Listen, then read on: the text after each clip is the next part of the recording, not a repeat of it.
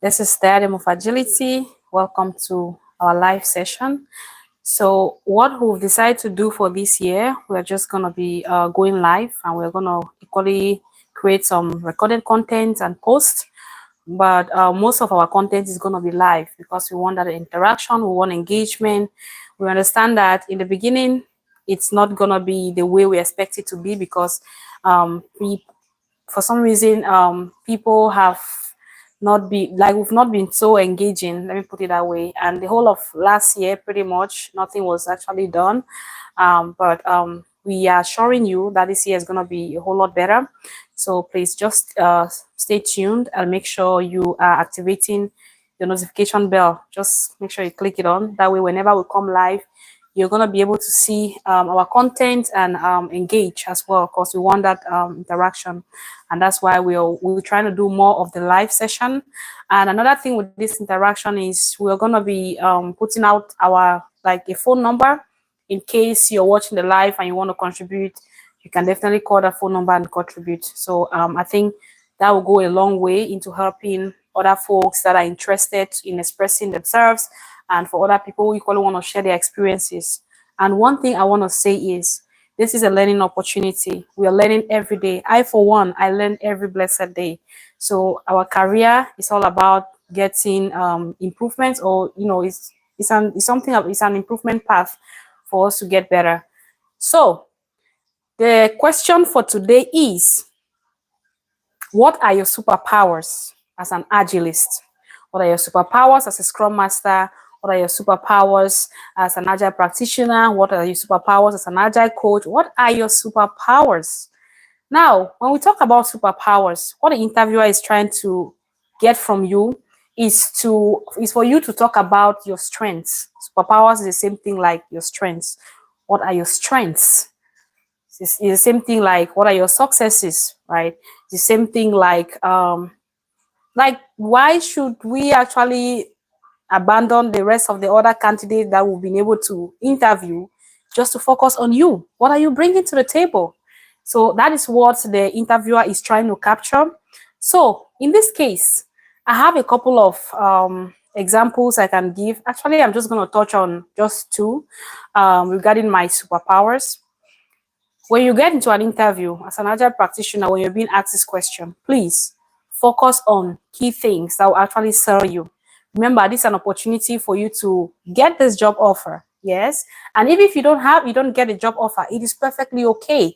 It's an opportunity for you to refine yourself in the areas in which you didn't do so well. So there's nothing like you're losing. You're not losing anything. We are always winning, pretty much. Because if you're not getting that offer, it's either you're going to learn something that you refine yourself, you do more research, and next time if you ask the same question that probably in the previous interview you didn't answer well, this time around you're going to do it so well. So that is a learning opportunity, right? And you are getting yourself better. You're refining yourself constantly. So when you're being asked this question, now I'm going to share my experience. Remember, I always say that whenever we put out content, it's about our experience, or my experience pretty much. And I know that for other people it might be different, but as an agile practitioner or being in this career, it's all about learning opportunity. So I'm very passionate about sharing my own experience, and I wish that you can do the same by using the comment section. So feel free to do that, and I'll be more than glad to read through your experience, and then maybe we can have another session to elaborate more on it. Okay, so when it comes to my strengths as an agile practitioner, as an agile coach, or a scrum master, I have a whole lot of strengths. So one of them that I want to talk about is empiricism. I strongly believe in the principle of empiricism. What is the principle of empiricism? That is you making decisions based on facts. In an agile environment, we talk about facts. We don't talk about data in the past or data in the future. We're talking about what is happening right now. What is the reality? What is going on, right? So what can we actually do to ensure that all this data that we are talking about is actually actual, like it's factual, it's real data. It's not something that we fabricated from somewhere. So as an agile practitioner, I am that kind of a person. I want to make sure that if we are saying that, oh, this thing that we implemented, this framework that we implemented for the previous sprint or for the past sprints that the team has engaged in getting their work done, we've not been able to achieve any result. Okay, I want to see data, right? I want to see facts. So let's walk me through the sprint, walk me through, maybe their charts, burn down charts, velocity. I want to see proofs. I want to see things that I can relate to. And it goes a long way into also explaining why we actually need to give proofs to the business or maybe our customers for them to make better decision on when to actually expect certain products, that will be delivered, like when is our release, what's the time frame, things like that. It goes a very long way for them not to just sit back and be like, oh, I don't even know when the next thing is going to come up, right? So that is what the principle of empiricism is all about. You're making decision based on fact. I am that kind of a person, and that's something I cannot trade for anything in this life. For me to be comfortable in saying, okay, this actually makes sense, all right, I want to be able to show proof. So where's that data? What can we look for? What can we fall back to and say, okay, this is actually something that is going to work? I'll give you a typical example. You join a team as a scrum master, or maybe you are an agile coach for specific teams, and for some reason this particular team has not been they don't have anything like charts. They don't have any chart. They've just been working, and for some reason they work so hard that at the end of the day they are not delivering quality results. So this is a red flag for me personally. Yes, it's a red flag because at this point customers are not happy, and one beauty about agile is making sure that the customers get the value out of what we are doing. So the team has to actually focus on what it is that the customer considers or deems to be highest priority. We need to ensure that we are delivering quality. Now, how can we do that? That is why the Scrum Master comes in here, or maybe the Agile practitioner, right? And in this case, the Agile practitioner is there to ensure that, okay, team, this is a sprint that we need to commit to for a particular work. The product owner is there to ensure that he or she is communicating the priority in the product backlog. And at this point, the team members have to focus on the area of priority, like what the customers need right away, and we have to also equally focus on our capacity. So as a team, let's say we are 5 team members, we have to take just enough work that we can deliver as a team. And that is why the opinion of the team members is very important at this point. Developers have to communicate, if it's something they can actually deliver. And for a team that is just starting to kind of, get data or establish data, you want to ensure that, you start, as baby steps. In the beginning, we can do some guesses, right? We can take some guesses, and as we go along the way, we're going to see how the team, like what kind of workload is actually comfortable for the team to handle based on capacity. Again, how many team members are going to be away? Is everyone going to be available for this particular sprint? What are the things that we need to put in place for us to ensure that we are going to be able to deliver all of this workload that we are communicating that, okay, we have the capacity to deliver. So on this point, what happens right here is, yes, the team members have communicated the capacity. Then we have to be able to focus on this workload the product owner is going to communicate. Again, it's based on priority, and the product backlog must have been refined enough before the team can actually take on this workload. Now, in the course of the sprint, while the team members are getting the work done, the Scrum Master is there, or the Agile practitioner is there to ensure that each and every team member are focused on the sprint goal.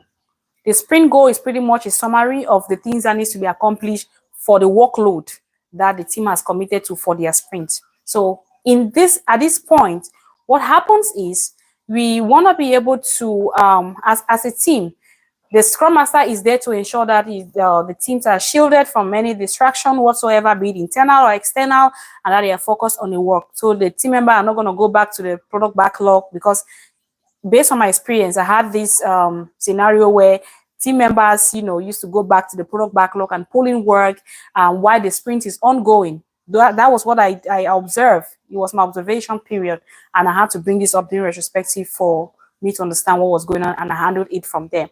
So you want to make sure, as an Agile practitioner, the team members are not going back to the product backlog to be pulling work. Meanwhile, the work they committed to, they have not delivered it. Or maybe other team members are struggling while one team member is done with their work. You want to encourage, that bottleneck area, like bottlenecks to be removed or resolved. So team members need to help one another. They need to be collaboration. And that's why in an agile environment, it's very important for a team to become cross-functional. Because functionality helps a whole lot for team members to be able to deliver work very quickly, and for them to, pretty much work with one another. So in this case, team members are able to deliver quality value because there was no distraction, there was full focus, there was that collaboration on a daily basis, and at the end of the day, stakeholders are going to be able to get results. Now, from this result we've gotten, we're going to use this data because at the end of the day, what the team are able to deliver for the particular sprint, we call it the velocity. So this is our velocity as a team. So this is the team's velocity. This is the very first one. What we are to do as a team for the next sprint is to ensure that we are focusing on this particular velocity that we're able to achieve for the sprint that just ended. For instance, if the team committed to like 40 story points, and they were able to deliver 30 story points.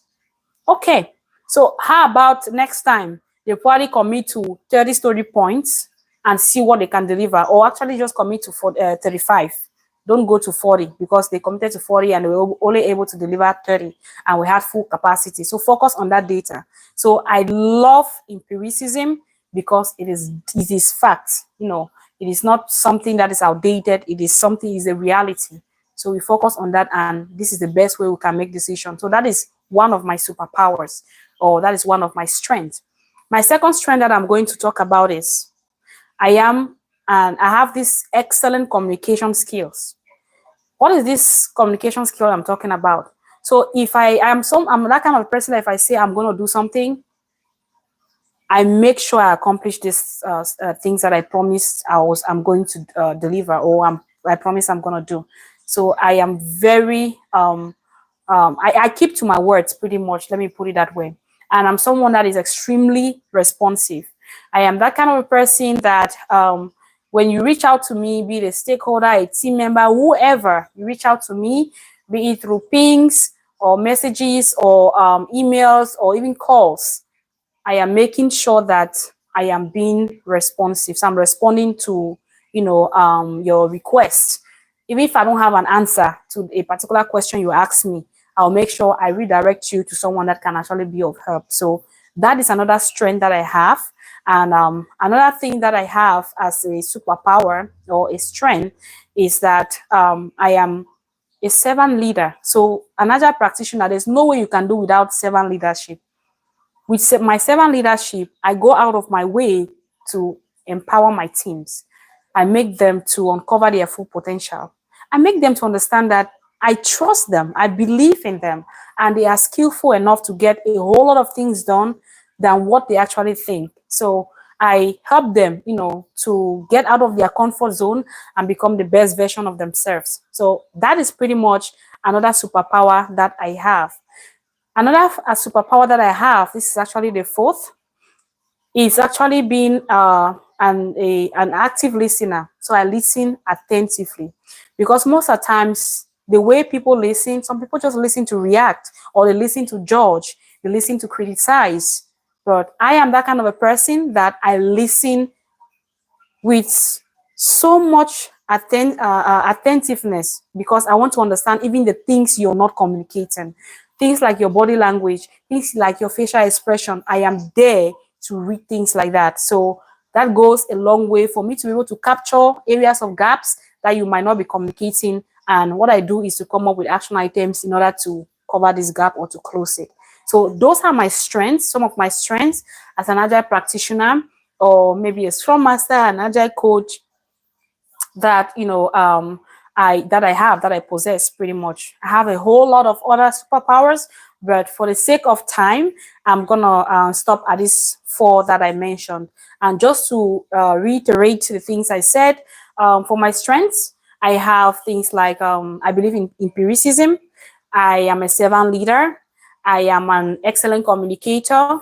and also I am an active listener. So those are the 4 strengths that I have. When you go for an interview and they ask you about your strengths, hey, just make sure you have like 2, right? 2 is enough, because they don't have all that time to listen to you. Because when you pick 1 or 2, you're going to elaborate on what you mean. And maybe you can even give maybe a scenario, an example, just like what I did. So they don't have that time to listen to 4 strengths that you have.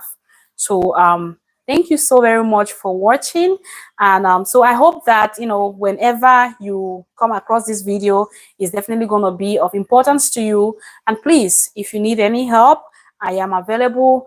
And so we hope to actually see you on the other side. And remember, make sure you use the comment section to communicate your own strengths as an agile practitioner, or a scrum master, or in your field of study, or let's say in your career. What are your strengths? Because I believe that with things like this, it can equally be communicated with other fields, like things like servant leadership, I believe. I don't know, but when it comes to an agile environment, servant leadership is key. Is key. You're empowering people without direct authority. You want them to become the best version of themselves. You're helping them to, work with them to discover things for themselves. Make them to own it. Let them have that sense of ownership. Once again, thank you so very much for watching, and as always, love you so much for all the subscriptions. If you're new to our channel, you're definitely welcome. This is Diadem of Agility, and all we do is to create contents about Agile. We help the greater population out there to be able to gain maybe job offers, or for those that are actually practicing already, we equally create content for you to be able to utilize in your environment. So based on your needs, just utilize it in whatever way that it can better serve you. So thank you, everyone, and hope to see you on the other side. Bye. Was watching now.